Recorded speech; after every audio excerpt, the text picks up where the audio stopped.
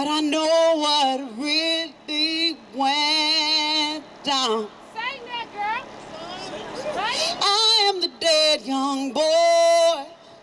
I am the dead young black child. I am the dead young boy. I am the dead young black child. Try to complicate it. Try to give it your opinion or your white logic. Try to give it your own spin. So Sister Cherrene is from ASME's Local 3800, and that's significant because they were the first union to come out and support us. Give a big hand. All right? So, how can you go? How far? Okay. Come on, Cherrene. Here we go. Hold on, driver, hold on. So, I want to let the people while we moving. Can I let y'all know? Can we get, I'm gonna let y'all know why we moving right now. The reason why we moving because you got security guards sneaking and looking at shit. And what they told us is they don't know the weight capacity of this park, this whole block. Sound like a bunch of bullshit. They told this man if he don't move his truck, that he will receive a ticket because we are once again here protesting a non-violent piece of weight.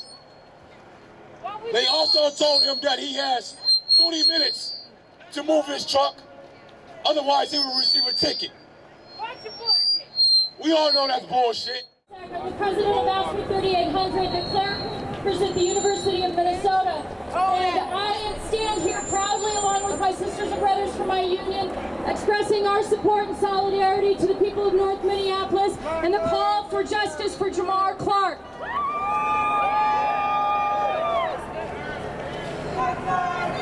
My union, which is made up of clerical workers, most of us women, at the University of Minnesota, issued a solidarity statement, passed a resolution last month calling for justice for Jamar. We also called for an independent investigation and for a prosecution.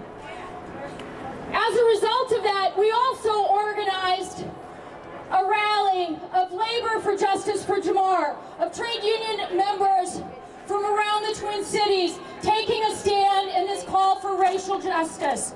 And the result of us passing that resolution was that we were then attacked, particularly by the St. Paul Police Federation. We got calls, we got emails, we got denounced in the media. I got calls in the middle of the night from anonymous callers, and we knew what they wanted to do was to intimidate us, to silence us, and to make us complicit. And we refuse to be silenced because we know that this is a union issue. What they wanted done, what they wanted was for working people, members of unions, to shut up.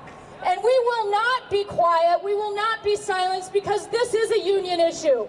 This is a union issue for a number of reasons. This is a union issue because this country and all of the riches and all of the wealth that you see around you was built on the backs of slave labor. It was built on the backs of immigrant workers.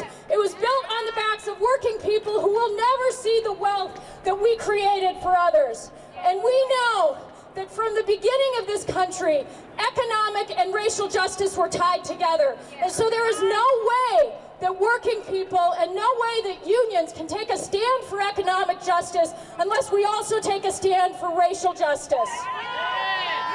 And I know that in our fight at the university, what we see is that the brownest faces, the black faces and brown faces of people who work at the university are in the lowest wage positions there.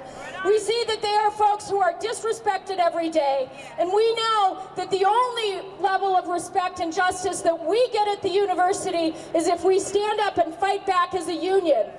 We also know that if we stand up and fight back as a union at the university, that it doesn't mean shit if people go home to their neighborhoods and are not respected there. And if they do not have justice within their communities, what justice we gain in the workplace doesn't matter. And that's why this is a union issue. We know that the university tries to underpay us. We know that the university says that they do not have enough money for programs for students of color. At the same time, they can find enough money for the athletics programs that are there. And we know that what that means is that it's all right for young black men to provide free entertainment for people, but it's not, they can't find the money to educate young black men, right? That's why this is a union issue, and that's why we will stand up and fight back. We know that the university also instituted background checks, and we fight against that because we know that impacts our black and brown brothers and sisters more than it impacts white folks. And so we take a stand against that, and we stand up and fight back, and we will always stand up and fight back for racial and economic justice. And I'll just say one more thing. They say that this isn't a union issue. My union is AFSCME, the American Federation of State, County, and Municipal Employees. And my union every day speaks of how proudly it is the fact that there is a partnership between AFSCME and the civil rights movement. That Dr. Martin Luther King lost his life when he was marching for Memphis sanitation workers who were on strike to form their union. And so I would just say to those who want to silence us, who want to say that this is not a union issue, that Dr. Martin Luther King gave his life because he recognized that racial and economic justice go hand in hand, and that, as they say in the labor movement, two things. An injury to one is an injury to all, and we know that an injury to Jamar Clark is an injury to the community, and that is an injury to us.